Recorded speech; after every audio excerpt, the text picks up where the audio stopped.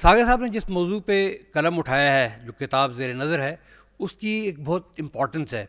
मैं समझता हूँ कि जो भारत में अलहदगी की तहरीकें चल रही हैं, इनमें से एक आध कोई थी जो 1947 से पहले की है, बाकी सब उसके बाद की हैं। तो मैं समझता हूँ कि ये एक लिहाज से दो कौमी नज़रिए या कायद-ए-आज़म की जो पाकिस्तान के लिए जो जदोजहद थी, उसकी एक एक्सटेंशन है।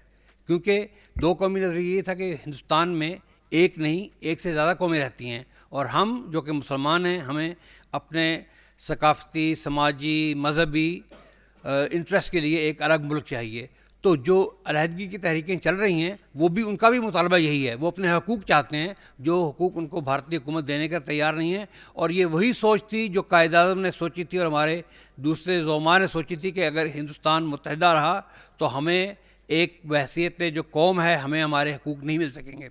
इस लिहाज से सागर साहब की ज़ेर नज़र तसनीफ़ भारतीय अलहदगी पसंद तहरीकें के लिहाज से एक बड़ी अहम पेशरफ्त है। कुछ लोगों ने तकसीम से कबल गैर मुनक़सिम हिंदुस्तान में रहते हुए जो उनके मुशाहिदात, तजुर्बात थे, वो कलमबंद किए हैं, लेकिन वो मौजूदा हालात के लिए उनकी कोई रेलेवेंस ज़्यादा नहीं रह गई। और इसलिए एक बड़ी अहम ज़रूरत थी कि इस मौजू पे कुछ लिखा जाए। 1947 के बाद के हिंदुस्तान के बारे में कोई कुछ ना कुछ लिखा जाए, और तारिक इस्माइल सागर साहब ने ये कमी पूरी की है। सागर साहब ने मौजूदा हिंदुस्तान के सियासी लैंडस्केप को तारीख़ी, समाजी, मुआशी और सियासी मुहद्दब अदसे से देखा है, एक मुअर्रिख़ और मुहक्किक़ की कसौटी पर परखा है, और इन तारीख़ी नाइंसाफ़ियों, समाजी नाहमवारियों, माशी महरूमियों और सियासी तफावत के नतीजे में जन्म लेने वाली तहरीकों का सैर हासिल जायज़ा लिया है। सागर साहब के मुताबिक, और मैं उनको कोट कर रहा हूँ, भारतीय समाज जिसे ब्राह्मणवादी समाज कहना ज़्यादा मुनासिब होगा, जहाँ ब्राह्मण ख़ुद को बरतर और दीगर तमाम तर इंसानों को कमतर ख्याल करते हैं, यही वो बुनियादी वजह है जिसने भारत में 25 से ज़ायद अलहदगी पसंद तहरीकों को जन्म दिया है। हिंदू समाज की यही ऊंच नीच और ज़ात पात की तफरीक मेरे नज़दीक हिंदुस्तान के अक्सर मसाइल की जड़ है, और यही वो चीज़ थी जो हमारे बुज़ुर्गों ने, कायद-ए-आज़म ने, अल्लामा इकबाल ने जिसको देखा था, उसकी निशानदेही की थी। बज़ाहिर ये तफरीक और उसके नतीजे में नीची ज़ात और अछूतों में बढ़ता हुआ एहसास महरूमी आज़ादी से पहले भी था, लेकिन आज़ादी के बाद हिंदुस्तान की हिंदू हुकूमत ने उसमें बहुत ज़्यादा बढ़ोतरी लेके आए हैं, और ये अब बहुत ज़्यादा हो गया है।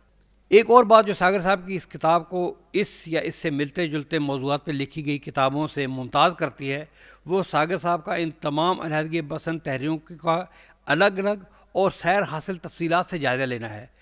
नागालैंड की तहरीक हो या बोडोलैंड की, United liberation front of Assam हो या नक्सलवाड़ी तहरीक, सागर साहब ने तमाम छोटी बड़ी तहरीकों की तारीख़, इंतज़ामी, फ़िक्री और ऑपरेशनल मामलात और उनके भारत की सलामती के अमूमी मामलात पर असरअंगेज़ी का तफसीली जायज़ा लिया है।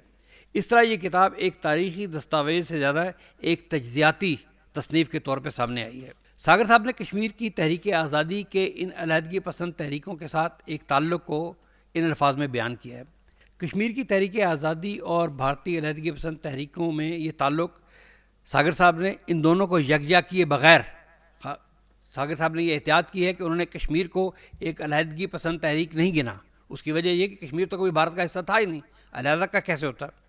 लेकिन उसके साथ उन्होंने जिस तरह भारत के सियासी मंजरनामे पे गहरी नज़र से और एक ही वक्त में जुज़ और कुल दोनों पर नज़र रखते हुए ये किताब तसनीफ़ की है। मेरे नज़दीक इस किताब का एक और इम्तियाज़ और वो ख़ास वजह है जो खालिस्तान की तहरीक को दी गई है। तकरीबन 14 बाब खालिस्तान की तहरीक के लिए मुख्तस है। खालिस्तान तहरीक इन तहरीकों के मुकाबले में नई लेकिन असर अंगेज़ी के लिहाज से सबसे अहम और पोटेंट तहरीक थी। तहरीक खालिस्तान पर भी सागर साहब की तहकीक इस मौजू पे की गई तहकीक को एक दर्जा आगे ले गई है। ये मौजू और इस पर सागर साहब की तहरीर एक अलग किताब हो सकती थी। मैं नहीं समझता कि इस मौजू पर उर्दू में पाकिस्तान में इससे बेहतर तज्ज़िया किया गया है।